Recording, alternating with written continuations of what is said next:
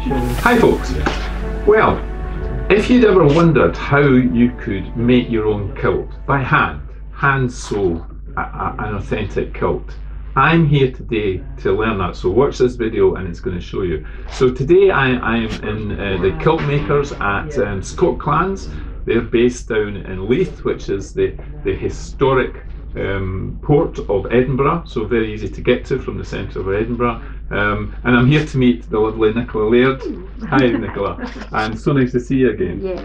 Some of you, many of you, if you've been following me on Facebook or whatever, or YouTube over the years, you might remember seeing Nicola previously because she used to work next door to me when I was in the Royal Mile with Hamilton Young Jewellers, and Nikki very kindly hand sewed this kilt for me that I'm wearing today, which is one of my favourite kilts.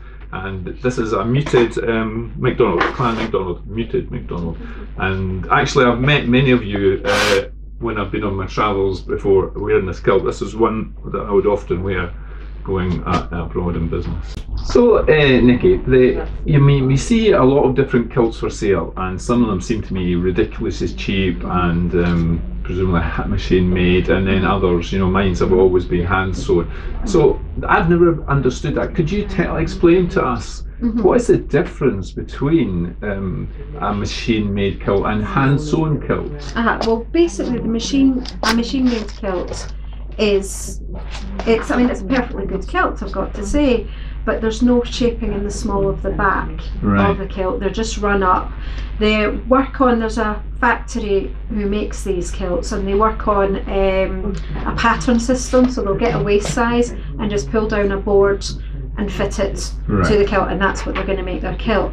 With hand sewn kilts, we actually work out the pleats, we actually make sure the tartan matches the front and the back, and we sew into the small of the back. So when you look at a kilt, you'll see here, so a hand sewn kilt, we can actually make the kilt so it comes into the small of the back and out again, and it's quite, you can see it quite thingy here, how you've got that nice shape. Indeed, it's quite noticeable. The kilt's never going to slip down.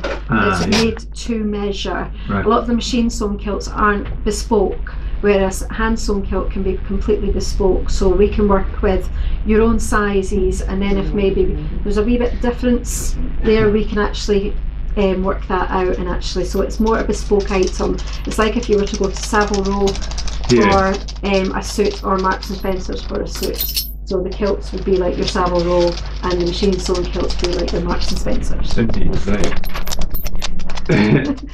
That's just my dog. The dogs were walking around and were chatting. Yes, that's interesting. Yeah, I think that's probably a good way of looking at it, that a bespoke suit, a Savile Row suit, compared to a Marks and Spencer. Yeah, a machine made suit. Yeah. Nordstrom in the United States. And is the fabric different at all? It depends. Most companies do deal with the same mills. We all have the same mills in Scotland, and there's one mill in England. However, some of the really cheap things you see, like on the Royal Mile, the cloth is imported, and that's how they can be so cheap. Because this isn't cheap. No, the thing that makes the kilt so expensive is the actual price of the cloth, and the fact they're using 8 yards, which is 7.3 meters. So that's what makes. So every kilt takes 8 yards of. Yeah.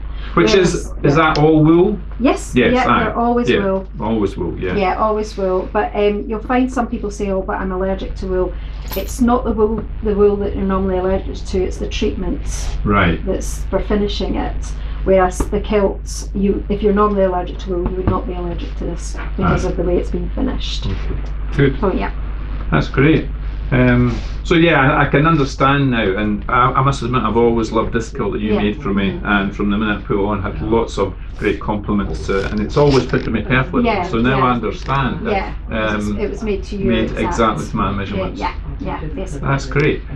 Well, that's really interesting, folks. Now Nikki is actually running a school here. She runs a school here where you can be taught to hand sew kilts, and there's 3 people here who are just in the middle, I think, of learning how to do it, and we're just going to have a wee chat with them and see how they're getting on at learning to hand sew their own kilt. You're going to be a star, you. So guys, here we are in the school, and here's the three pupils, Bill, Gail and Jane, who are learning to hand sew a kilt in Scotland, the proper way to hand sew a kilt, which is really great. So Bill, tell me, where are you from? I'm from Oregon. Oregon? What brings you all the way from Oregon to here, to Edinburgh? I came to learn how to make kilts. Oh, good, good, good. And what is it that you're doing just now in this lovely kilt that you're hand sewing? So I just finished putting on the full hard canvas, and I'm ready to start putting on the waistband. Oh, good, good, good. And what does that entail, Nikki? So basically, Bill's finished hand sewing all these pleats. You can see it, absolutely beautiful. It is, it's a lovely colour. So this would be the only part of machine sewing we do in a kilt, is putting the waistband on. We don't do any other machine sewing, everything is by hand. The only thing is one line for the waistband, and that's the only machine we use. Good. And then he's going to come back down here, flip it over and finish it off all by hand. And what tartan's this? Oh. This is the Scott tartan. And is that important to you? It is my family tartan. Ah, excellent. Yeah. So that's maybe from the borders, Scottish borders originally, a lot of Scots from down there. Possibly, yeah. And what is Gail doing, Nikki? So Gail's just finishing off her under apron, so this is what goes underneath your fringe part of your apron. Right. So she's just finishing off the actual shaping of it, and then she'll go on to putting on her canvas and then onto the waistband. So she's doing a grand job. And Jane, what are you doing over there? I'm attaching my first leather strap. Ah. So getting towards the end of it, but it's quite challenging putting the strap on. I would have thought it would be quite hard to sew. Are you sewing into the leather? No, there were holes punched in the back right. of it, Good, so good, that good. I'm just trying to line up the holes in the leather. And what tartan is yours? This is Stuart of Appin Right. tartan. Okay. My husband's a Stuart, and he has a hunting Stuart, but Right. I don't know, different choice. Good, good, good. Yeah. And Nikki, what tartan is this one? So this is a lament. Okay. A lament tartan, yes. And how long does it take the pupils here to learn this process? Well, Nikki? basically they will finish one kilt in the 2 weeks. Right. So this is a 2-week introductory course, Okay. and each student will basically learn how to make one full kilt.